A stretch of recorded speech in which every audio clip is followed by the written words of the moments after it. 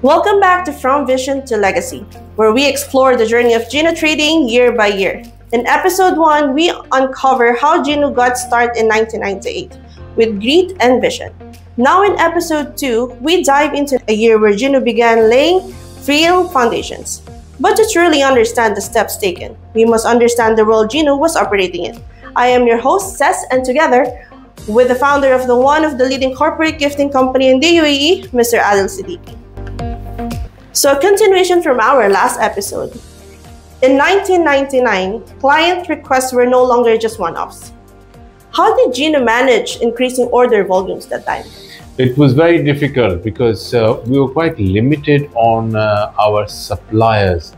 In Dubai in those days, we had maybe 3 or 4 suppliers and they only used to have promotion gifts. And we did not have access apart from the yellow pages to find more suppliers. So again, we had to go back on the yellow pages and see if there's any new suppliers, go to them, socialize with them, network with them, find out if they have anything new and different from other suppliers to increase our promotion product variety. At the same time, we did the same thing for our screen printers and embroidery guys to find out in Sharjah and Ajman where these guys are sitting. Maybe there's a new company we can find who's cheaper and better. So at least when we get a big surge of orders, we should be able to deliver. Okay, so from our last episode also, I missed asking one question. When did you first got your business license? Very nice question, you said. This is a very nice question because, first of all, we had to collect money for a trade license. It wasn't easy to collect the money for a trade license. And we had to find a sponsor as well.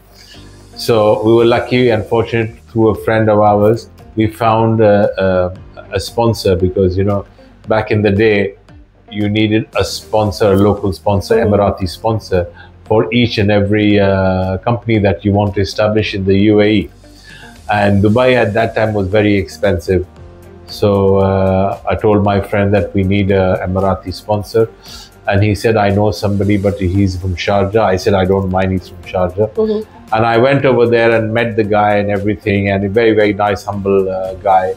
And he's our sponsor till date. So our relationship with him is for about 30 years now.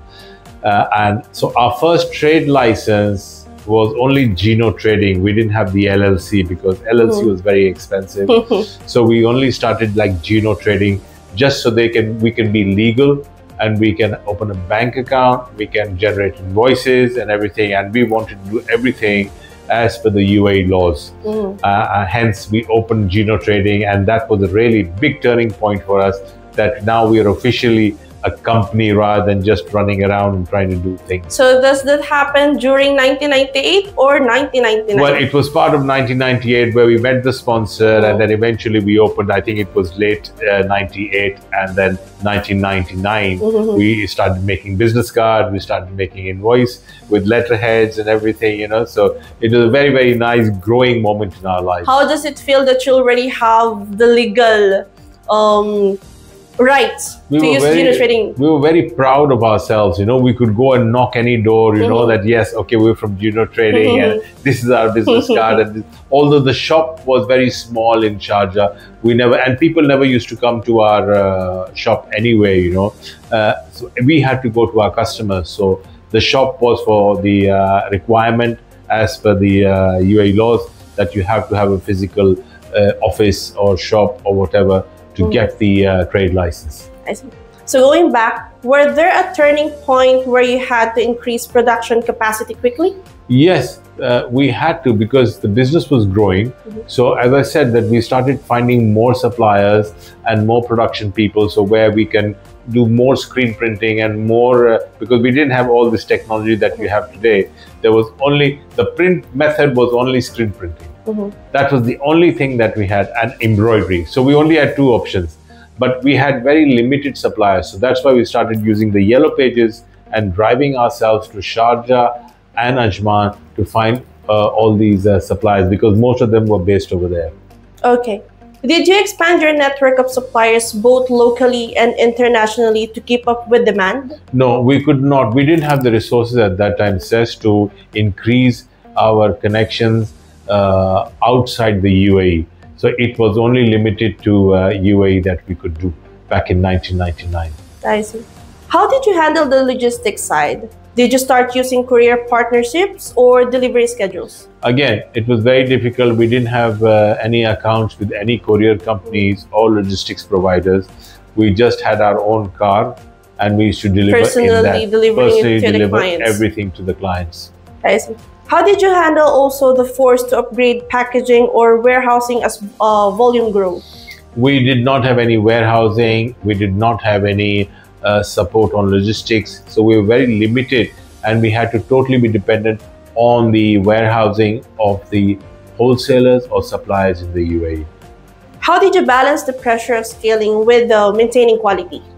So it was very difficult because, some of the suppliers are quite laid back, and they're not really focused on quality. Whereas, with my background, where I come from, quality is of paramount importance. So what used to happen when everything used to be printed, everything done, I used to personally check. My wife used to personally check each and every product. Is it as per the requirement of the client in terms of quality, in terms of branding, to ensure that we are delivering the right product to the client. What helped you stay organized as you took on more complex projects? I would say a big thanks to Microsoft Office, because Excel was a big tool for us where we could organize ourselves, collect all our customers over there, see what sort of values are they giving to us, what's the volume, which product is selling more, which is selling less. So I think that part of technology back in the day was very, very useful for us.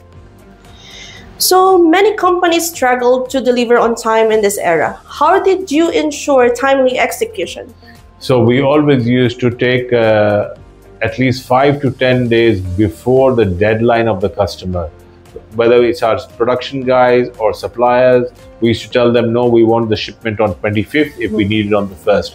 So we always used to give a buffer, and that's why we used to not only meet the deadline, but we used to deliver before the deadline.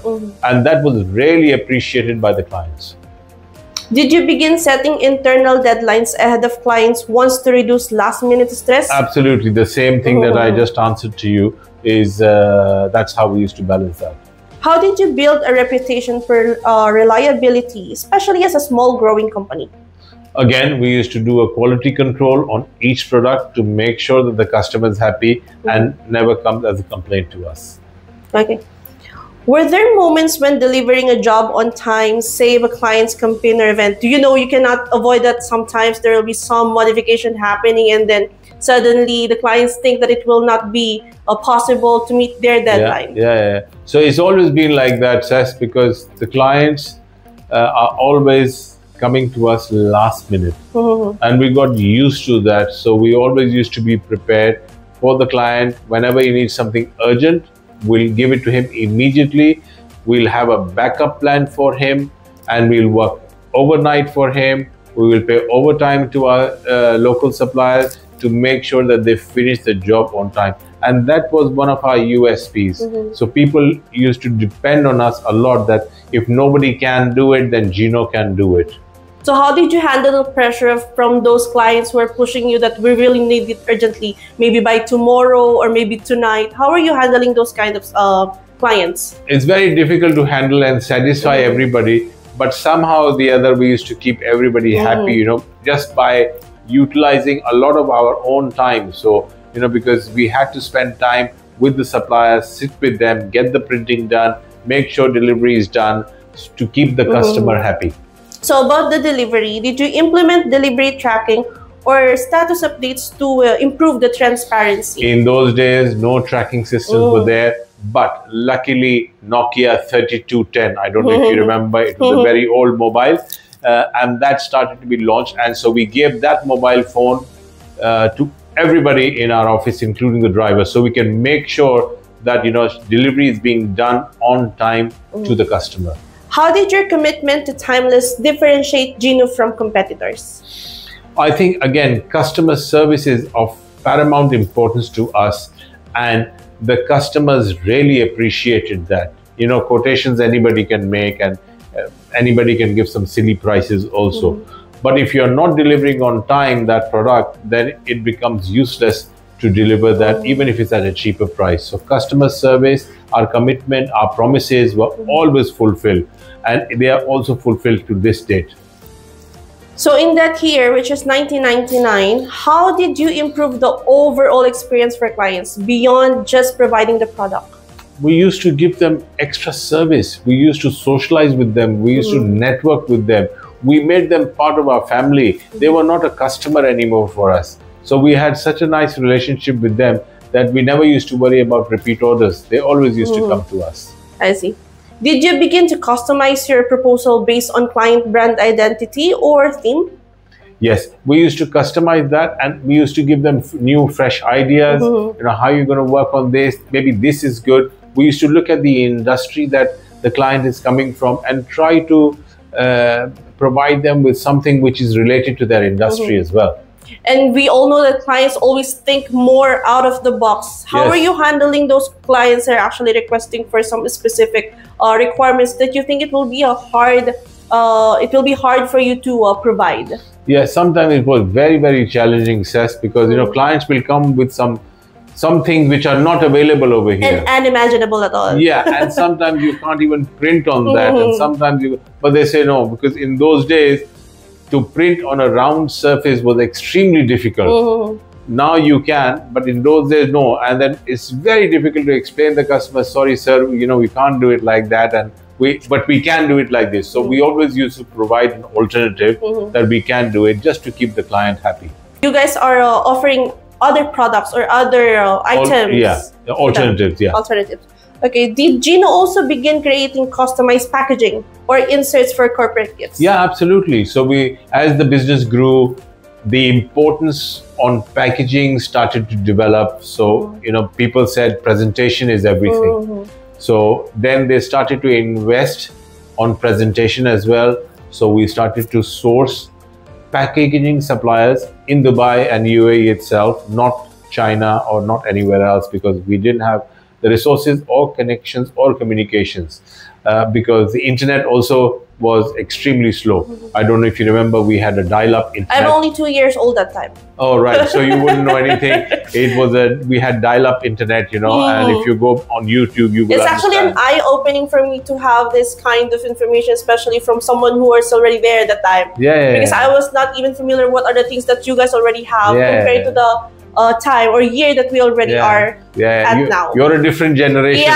So and it's really hard to think of how you guys, especially for the business owners, how did you survive without this kind of certain technology that we already have this year? I know. I just feel that you guys are so handicapped. And imagine if I take your mobile phone from you and take internet from you, how are you going to survive? Exactly. It's so challenging right now. It's like part of our daily routine. But I think every generation is like this, you know. Before they didn't have automobiles and they only had horse and carriages, and people were still doing business. So I think every generation is different, and you know, you have to manage your generation like I manage my generation, you know. So I think it's very important to understand that technology played a very important role back in the day. Even we had small tools like a dial-up internet, but we were still learning how to fast track and because technology was really growing.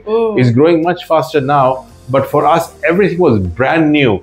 The invention of internet was like a wow thing, you know, and nobody knew that it's going to grow that big.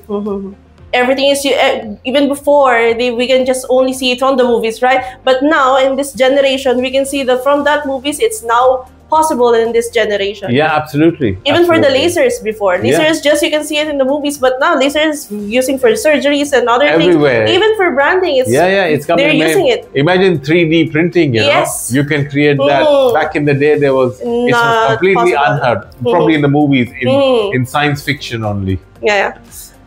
So were you noticing that clients wanted more than just an item? They wanted brand impact? Yeah, they wanted brand impact because they were spending big money. So if somebody is spending big money, then they want to see some results. So they started monitoring their spend of marketing in terms of what sales input are they giving or sales revenue they are getting. So brand impact was very important. That's why we had to be very, very cautious on how much branding we're doing based on the result. So we used to always give our clients that, you know, the competitor is doing this and you should be doing this, just to help them to make sure that it should not just be a giveaway, but there should be an impact on the end user. As a result, there should be an increase in revenue of that company. So, as other companies worldwide were modernizing due to year 2000, did Jinou adopt any early digital tools? I think besides the Microsoft tool and the mobile phone, we didn't have much. Yes, we had the fax machine, but I think the fax machine was still old. But at that time, it was mainstream. You know, if you want to receive a document, you know, we used to wait in front of the fax machine for an LPO, and suddenly, you know, the fax machine used to ring, and an LPO comes out, and we become very happy with that. So that was the 3-4 technology tools that we had in the office. So, since you already mentioned also about the Microsoft, were Excel sheets or simple software used to manage order pricing or client data? Is it helping you? It was helping. I'm still very old school, so I still had a book. We used to call it the green book. So I used to put, as soon as we get any order, I used what to is the green book? The green book is the starting of Jinou Trading. So what we used to do in the green book, we put a date, like a date and the name of the client, the value amount, how much the order is. So full data, the profit margin and everything. And then we used to have a highlighter. As soon as we got the payment, we used to highlight it with yellow. Manually. Everything manually. And then it was very easy for us to look which client hasn't paid up till now. So we can call them up and ask them, because we didn't have any accountant either. So there was no VAT, there is no income tax, there's no nothing. We just had to chase our clients for payments. So did you introduce templates or automated emails for faster turnaround? Internet was very, very new at that time, so we did not implement anything like that. We were just started to learn communication via internet. I see. How important was documentation and process standardization by this stage? I think documentation was very important, and that's why we started to create job cards for each client, because we started to get repeat orders. So we wanted to see a track record of that client, how much business he's giving, and also to maintain the deadline of that particular order. So the job card system was introduced in 1999. How are you making your clients interact when it comes to if you have new products? How are you doing your marketing that time? At that time, there was only, I think, fax shot, and flyers were very, very rare. The only way we used to introduce anything to our customers is through fax shots. I see. Did improving internal system directly reflect on client satisfaction? Absolutely. So what we did is we employed an in-house designer, which happened to be my brother-in-law only. So we wanted to keep the overheads as low as possible. So back in 1999, he joined the company, and he became part of that. And slowly, we started bringing softwares for graphics and design, so we could immediately give a mock-up to the clients rather than just only sending a quotation. So Jinou Trading was organized exactly by the whole family? Yes. So it's a family really business. Yeah. So we were very fortunate that he had a background of graphics. Oh, that's good. So it's a perfect combination of the family members. Yeah. Okay, so what was the most underrated decision you made in that year that paid off later? I think we got another car, and for transportation, and we thought that it is an expensive investment, not the right time to do. But eventually, it paid off in the later years, because we could not live without deliveries, because we were trying to do everything ourselves and we didn't have the time and we couldn't grow. So it was the right decision at the right time. What trend or shift in Dubai did you take full advantage that year? I think Dubai was growing, and the introduction of Dubai Internet City really assisted us in building new clients, because that became the new hub of new customers in terms of technology. So everybody who came over there wanted promotion gifts, and they were all international companies, the likes of Microsoft or HP or some other companies like Canon. and they wanted promotion gifts. So it really helped us. We had a name in the market, and we immediately approached these big companies. And because of that also, with Dubai growing, we started to grow as well. What kind of client did you start attracting more? Since you already mentioned it's from the Dubai Internet City. Is it the small businesses, corporations, or agencies? I think it was a complete mix of all, because we never refused any order. So it was event companies, advertising companies, multinational companies, and also big corporations like Microsoft and HP as well. If you had to relive 1999, what would you double down on? If I have to relive, I don't think so, because we were so busy in our works. It's very difficult to imagine what could I have relived back in the day. So aside from that, is there any memories from 1999 that makes you realize that everything is worth it because of that? I think because, we were building up the roots and the foundation of Jinou Trading. So we started to realize that the great potential is there in the investment of our time. And I think God helped us, and Dubai helped us, and we were at the right time, at the right place, So we've just been one of the fortunate people. But I think a lot of hard work and a lot of efforts have been put into it. There's no secret recipe of success. But having said that, hard work is one of the key ingredients of that, and there's no shortcut to that. That's very true. So what part of 1999 operations still exists in Jinou today, either in spirit or in system? I think our ethos is very, very strong in terms of teamwork, in terms of caring for the family that we have within Jinou Trading. We've now grown to a team of about maybe 30 or 35 members in Jinou Trading. And our ethos is pretty much the same. We're still very family oriented. We don't have any corporate hierarchy. We don't have a corporate structure. Everybody can approach me. I'm very approachable, and we work as a team and as a family. I see. So if you're going to define Jinou, which is on 1999, in one word, what would it be? I think success. Success. So why did you choose success from the other things that you will describe Jinou that time? Because we were growing. Growing. I see. Okay, so that's actually our episode 2. So we're gonna have our next episode next time. So this is 1999 was the year of forward movement. Jinou didn't just fulfill orders, it built system, refined service, and prepared for the future. But before anything else, everyone actually wanted to know when is the anniversary, or when is the exact date that Jinou Trading was established? I don't remember. Why? You should know, because you were the one who founded it's in June. June? June 21st. He's wrong. It's June 2025. June 2025? I mean 25, sorry. June 25. 25th. We will be celebrating 7th anniversary last June 25th this year.